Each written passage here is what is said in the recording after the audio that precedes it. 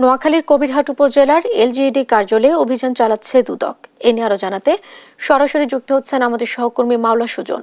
সুজন, কি বিষয়ে তদন্ত হচ্ছে বিস্তারিত জানাবেন।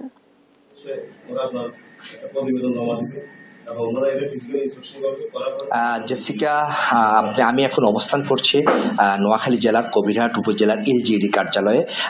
আপনি নিশ্চয়ই দেখতে পাচ্ছেন যে আমার পিছনে যে দুদকের একটি দল সেখানে তাদের তদন্ত কাজ চালিয়ে যাচ্ছে। তো আমাকে জানাতেছে বিভিন্ন অভিযোগে এবং বিভিন্ন অনিয়মের অভিযোগ পড়ায় দুদক নোয়াখালী সমন্বিত কার্যালয় এই অভিযানে তারা নেমেছে বলে জানা গেছে। তো সকাল থেকে দুদকের টিম দল এই আভিযানিক একটি দল এখানে এসেছেন বিভিন্ন যে কাজের বিভিন্ন যে টেন্ডার প্রক্রিয়া বা এলজিইডি যে বিভিন্ন সড়কের কাজ হয়েছে সেসব সড়কের কাজের কাগজপত্র যাচাই বাছাই করছেন, কোন প্রক্রিয়ায় টেন্ডার হয়েছে, কোন প্রক্রিয়ায় কাজ হয়েছে এবং কতটুকু গুণগত মানের কাজ হয়েছে সেটি তারা যাচাই বাছাই করছেন।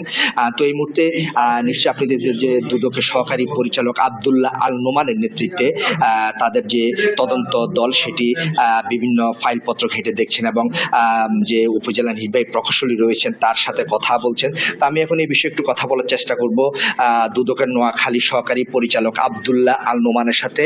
আমি তার কাছে জানতে চাইবো যে কি কি অভিযোগের পরিপ্রেক্ষিতে আপনাদের আজকের এই তদন্ত দল এসেছে এবং কি কি অভিযোগ আপনাদের কাছে জমা পড়েছে কবিরহাট উপজেলা এলজিইডির বিরুদ্ধে। আপনারা নিশ্চয় অবগত আছেন, আমাদের আজকে পুরো বাংলাদেশে আপনার প্রায় 36টা আপনার অভিযান চলতেছে এলজিডি অফিসগুলোতে।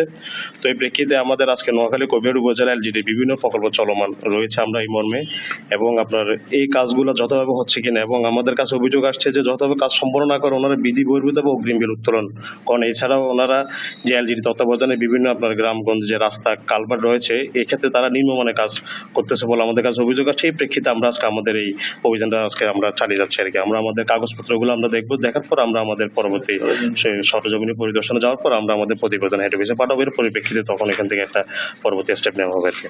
আরেকটি অভিযোগ রয়েছে ঠিকাদারদের বিরুদ্ধে যারা নিম্নমানের কাজ করে বা যারা দীর্ঘদিন কাজের ওয়ার্ক অর্ডার পাওয়ার পরও রাস্তা ফেলে রাখে কাজ করে না, তাদের বিরুদ্ধে কোনো অভিযান আপনারা নামবেন কিনা? হ্যাঁ, আমরা তো আজকে ওই প্রেক্ষিতে আমাদের এখানেও আছে এই জিনিসটা, নিম্নমানের যে কাজগুলো আপনার করে থাকে। তো আমরা তো আগে কাগজগুলো একটু দেখতে হবে, কাগজগুলো যাচাই বাছাই করার পর আমরা দেখবো কোন কোন প্রকল্পের সাথে কারা কারা ঠিকাদার জড়িত আছে। তখন আমরা ওই প্রেক্ষিতে আমাদের রিপোর্টটা প্রতিবেদন আমরা আকারে আপনার হেড অফিসে প্রদান করবো। তখন আমরা এই প্রেক্ষিতে তখন আমাদের প্রধান কার্যালয় এর বিরুদ্ধে একটা হয়তো আপনার অ্যাকশনে যাবে আর কি।